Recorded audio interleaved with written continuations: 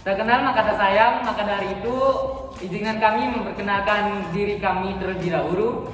Saya sendiri Ramananda dari absen 31 Dan saya Ahmad Ali dari absen 02.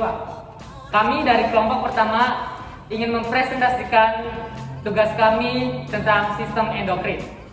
Baik, langsung saja kita mulai pembahasan kita yang pertama, yaitu mengenai pengertian dari sistem endokrin dan juga hormon. Sistem endokrin adalah sekumpulan kelenjar dan organ yang memproduksi hormon. Hormon adalah senyawa organik pembawa peran kimiawi di dalam aliran darah menuju ke sel-sel atau jaringan tubuh. Hormon hanya dapat mempengaruhi sel-sel target yang memiliki reseptor khusus. Pengaruh hormon terhadap jaringan tubuh tersebut dapat terjadi dalam waktu singkat hingga beberapa tahun. Jumlah hormon dalam aliran darah hanya sedikit jika dibandingkan dengan jumlah glukosa atau kolesterol.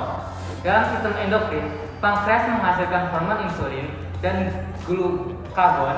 Keduanya berperan penting untuk mengontrol gula darah atau glukosa.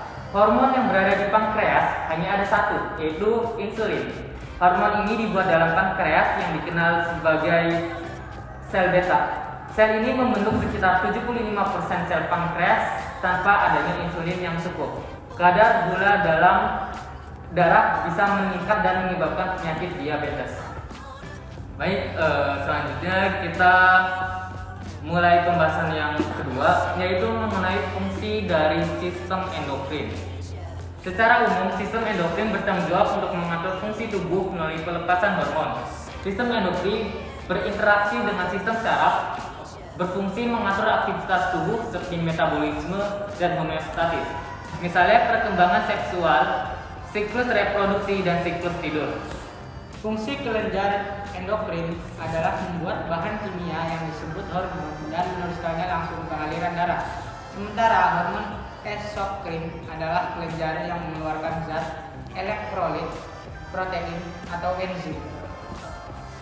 Selanjutnya kita akan membahas pembahasan yang ketiga, yaitu mengenai karakteristik dari kelenjar endokrin.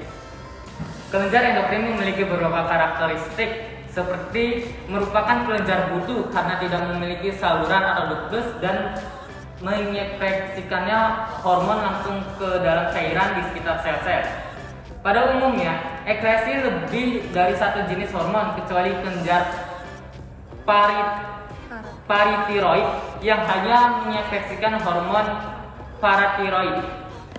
Yang ketiga, memiliki sejumlah sel sekretori yang dikelilingi banyak pembuluh darah dan ditopang oleh jaringan ikat. Yang keempat, masa aktivitas kelenjar endokrin dalam menghasilkan hormon berbeda-beda. Ada yang seumur hidupnya, dimulai pada masa tertentu, dan bekerjasama sampai masa tertentu. Lalu yang kelima, sekresi hormon dapat distimulasi atau dihambat oleh kadar hormon lainnya dan senyawa non-hormon, misalnya glukosa dan lainnya. Hormon disekresi dalam satu dari tiga pola berikut.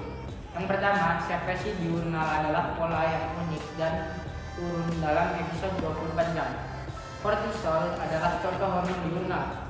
Kadar kortisol meningkat pada pagi hari dan menurun pada malam hari. Yang kedua, pola sekresi hormonal pulsatif dan siklik naik turun sepanjang waktu tertentu, seperti bulanan. Estrogen adalah non-siklik dengan puncak dan lembahnya menyebabkan siklus menstruasi.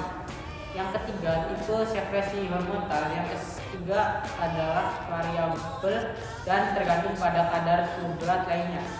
Hormon paratiroid disekresi dalam merespon terhadap kadar kalsium serum. Hormon bekerja dalam sistem umpan balik yang memungkinkan tubuh untuk dipertahankan dalam situasi lingkungan optimal. Hormon mengontrol laju aktivitas selular. Hormon tidak mengawali perubahan biokimia. Hormon hanya mempengaruhi sel-sel yang mengandung reseptor yang sesuai, yang melakukan fungsi spesifik. Baik, selanjutnya kita ke pembahasan materi terakhir, yaitu mengenai perbedaan dan persamaan dari sistem saraf ataupun sistem endokrin. Sistem saraf dan sistem endokrin memiliki perbedaan, yaitu sistem saraf terdiri dari otak, sumsum tulang belakang, dan saraf. Adapun sistem endokrin adalah sistem yang memproduksi dan mengeluarkan hormon untuk mengontrol fungsi tubuh, sehingga endokrin sering disebut dengan sistem hormon. Persamaan kedua sistem ini adalah kedua sistem merupakan bagian dari sistem koordinasi tubuh, bekerja sama untuk mengatur keseimbangan tubuh, mengatur proses homeostatis dan adaptasi terhadap lingkungan eksternal. Baik, itu saja materi dari presentasi kami. Namun sebelum mengakhiri, kami ingin memberikan beberapa kesimpulan mengenai sistem endokrin. Sistem endokrin dalam kaitannya dengan sistem saraf mengontrol dan memadukan fungsi tubuh. Kedua sistem ini bersama-sama bekerja untuk mempertahankan homeostatis tubuh. Fungsi mereka satu sama lain saling berhubungan, namun dapat dibedakan dengan karakteristik tertentu.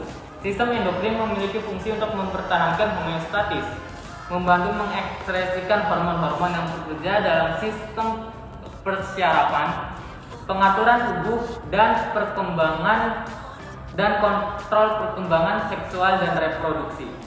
Baik, sekian presentasi dari kelompok kami. Mohon maaf jika ada kesalahan dari kami karena sesungguhnya kesempurnaan itu hanya milik Allah semata. Siang-siang pergi ke kota, jangan lupa membeli alpukat. Demikian presentasi kita. Semoga bermanfaat. Terima kasih.